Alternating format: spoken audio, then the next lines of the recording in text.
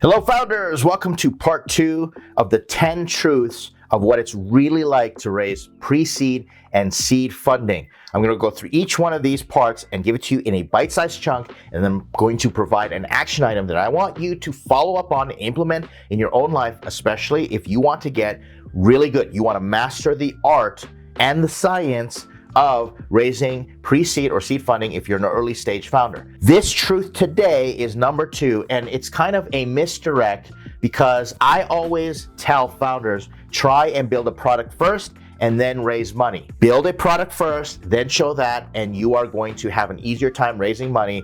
Do it that way, and it is true, and you're gonna get this same advice all over the place. If you go to Y Combinator, they say build something first. Other investors, they're gonna want you to build something first. But the real truth of it is, before we get into it, my name is Ed Gang. I'm a 7-time funded founder with 2 exits. Just means I failed a bunch of times. In my day, I have raised over 9 figures of funding for startups at various stages. And I've also written angel checks, but I've raised early stage checks at $5,000, $10,000, $25,000, $50,000, even up to $250,000 increments, raised up to $1 million for pre-seed or seed ventures. And I'm going to share with you all the lessons I've learned, as well as overseeing accelerator programs with over 1,000 founders over the past few years. This is going to be really good. So welcome to part 2. Back to the truth. The truth is, start raising money on day 1. You might be thinking, well, Ed, you just contradicted yourself because you said build something first. I say raise money from day 1 because you're going to get into the mindset of raising money. And here's what I do. As soon as I have the idea, I start raising money, but I don't necessarily ask for money. I start talking about my idea with the people that could invest or the ones that will eventually introduce me to people who could invest, because warm referrals are the best way to get access to investors. The other day, I was sitting around with my assistant, we were talking, and we came up with a really great startup idea. The first call that I made was to my 30-year capital partner, my first angel investor. I've known him for almost 30 years, invested in one of my first ventures, and we were able to exit, and everybody made a return. And so the relationship has continued. We've done all sorts of things in those days. Well, he just happened to fit into the target demographic or the type of user persona that I thought would be really great for this particular startup. Literally the next day, I'm on the phone with him going, I got an idea for you. Let me just pitch it to you. I got some feedback, and he knew that I was nowhere near taking a check or actually raising money, but he gave me feedback, and I used that feedback to continue and start talking to other people who might know investors who would invest themselves. I'm not saying you ask for the check. I'm saying you start, not finish, you start raising money. And that starts with socializing your idea with everybody. As you get validation, people will become emotionally invested with you.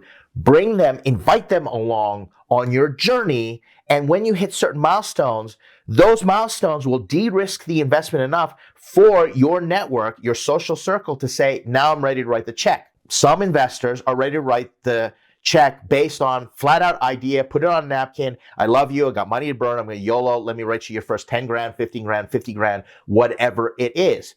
That's enough. They just need to hear that you can articulate the idea and it looks good on the back of a napkin. That's enough de-risking for them. Those investors are far and few between, but they do exist out there. Then you go all the way to other investors who say, I'm not going to invest until you can reach $1 million ARR. At a pre-seed or seed round, there are investors like that, and they may call themselves pre-seed or seed. You might be asking yourself, well, aren't they like later stage investors? That's not necessarily the case.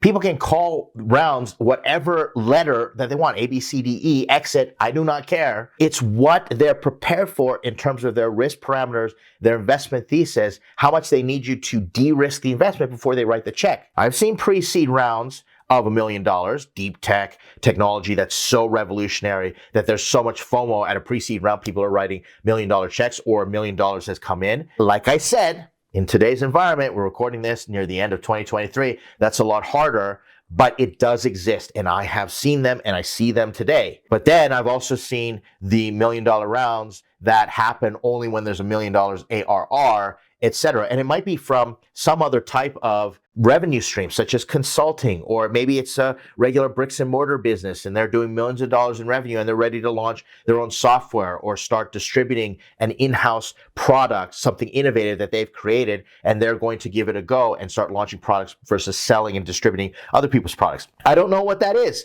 but how are you going to know unless you start on day one? Here's the action item that I want you to do. I do not care where you are in your fundraise. If you have not done this before, what you do is you make a list of everybody that you know and you look at it and you go A, B, C. The A list are the people that you are very connected with. You know their kids, they know your kids, or they know your parents. If you don't have kids yourself, they're invested in you emotionally and they're willing to talk to you about their personal life and really connect with you, and they love you, and they'll do a favor if you say, can you just look at my pitch deck and give me some advice and give me your feedback? They're willing to do that. Or you send them and your product and you say, product's not done yet, but I want you to buy it anyway, and I want you to try it. Or I want you to try this product next time you do this. It's never been tested before, don't know what the results are. They're willing to do that with you. That's your A team, your A list. Then your Bs are the ones that professionally know you, are willing to take a phone call or an email. They have a connection with you, professionally speaking, and later on, they're willing to conduct business with you or engage with you in some sort of way, professionally speaking. And then C are the cold calls, or the ones in your network. You kind of know them, they kind of know you, or maybe you know them and they don't know you, and you're going to reach out to them eventually. And what you want to do is you want to contact your A list and tell them exactly where you are in the fundraising stage. Exactly where you are in that whole cycle. I don't care if you've already raised $500,000 or if you're going to raise $500,000 and you don't have a product yet. You have a half-baked idea. It's a half-baked potato sitting there in the oven. I want you to go tell somebody about it and start practicing that. And that's going to put you into the lifestyle, if you watched part 1 of this series, of fundraising, and you're going to start that from day one. If you are further along, doesn't matter. You can always go back and make up for it. But if you are a founder and you got an idea from day one, make that ABC list and start talking about it.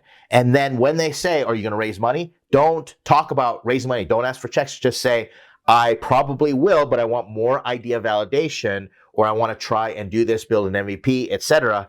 And then guess what they're going to say? They're going to say, oh, keep me posted when you actually launch version 1 or you have your MVP or you're ready for your beta. I say this to founders all the time. Put me on the beta testing list. I'm willing to give you some feedback of trying your first version, fully knowing it's a half-baked potato, it's a beta, or it's just a small piece of a bigger vision, or maybe the MVP is a way to solve the problem that has nothing to do with the final product. Maybe it's a consulting service for a SaaS platform that eventually is going to do everything in automated fashion.